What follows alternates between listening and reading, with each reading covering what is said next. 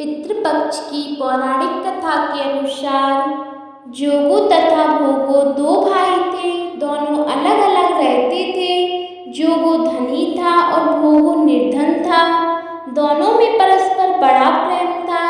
जोगो की पत्नी को धन का अभिमान था, किंतु भोगो की पत्नी बड़ी सरल हृदय की थी। पितृपक्ष आने पर जोगो की पत्नी ने उससे पितरों का श्राद्ध करने के लिए कहा, तो जोगो ने इसे व्यर्थ का कार्य समझकर टालने की चेष्टा करने लगा। किंतु उसकी पत्नी समझती थी कि यदि ऐसा नहीं करेंगे तो लोग बातें बनाएंगे। फिर उसे अपने मायके वालों को दावत पर बुलाने और अपनी शान दिखाने का यह उचित अवसर लगा। अतः वह बोली, आप शायद मेरी परेशानी की वजह से ऐसा कह रहे हैं, किंतु इसमें मुझे कोई परेशानी नहीं होगी। मैं भोगो की पत्नी को बुला लूंगी, दोनों मिलकर सारा काम कर लेंगी। फिर उनसे जोगो को अपने पीहर न्योता देने के लिए भेज दिया। दूसरे दिन उनके बुलाने पर भोगो की पत्नी सुबह सवेरे आकर काम में जुट गई।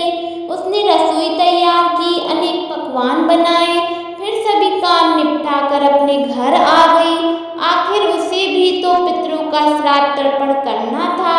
इस अवसर पर जोगो की पत्नी ने उसे रोका, वह ना रुकी। शीघ्र ही दोपहर हो गई। पितर भूमि पर उतरे। जोगो भोगो के पितर पहले जोगो के यहाँ गए तो क्या देखते हैं कि उसके ससुराल वाले वहाँ भोजन पर जुटे हुए हैं। निराश होकर भोगो के यहाँ आए। वहाँ क्या था, मात्र पितरों के नाम पर अघियारी दे दी गई थी। पितरों ने उनकी राख चाटी और भूखे ही नदी के तट पर जा पहुँचे। थोड़ी देर में सारे पितर इकट्ठे हो गए, अपने अपने यहाँ के श्राद्धों की पढ़ाई करने लगे। जोगो भोगो के पितरों ने भी अपनी अपीति सुनाई।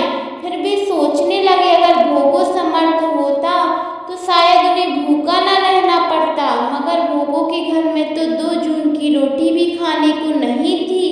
यही सब सोचकर उन्हें भोगो पर दया आ गई। अचानक वे नाच नाच कर गाने लगे, भोगो के घर धन हो जाए, भोगो के घर धन हो जाए। सांझ होने को हुई। भोगो के बच्चों को कुछ भी खाने को नहीं मिला था। उन्होंने माँ से कहा, भूख लगी है। तब उन्हें टालने की गरज से भोगो की पत्नी ने कहा, जाओ, आंगन में हौदी औंधी रखी है, उसे जाकर खोल लो, जो कुछ मिले बांट कर खा लेना। बच्चे वहां पहुंचे तो क्या देखते हैं कि हौदी मोहरों से भरी पड़ी है। वे दौड़े दौड़े माँ के पास पहुंचे और उसे सारी बातें बताईं। आंगन में आकर भोगो की पत्नी ने यह सब कुछ देखा तो वह भी हैरान रह गई। इस प्रकार भोगो भी धनी हो गया, मगर धन पाकर वह घमंडी नहीं हुआ।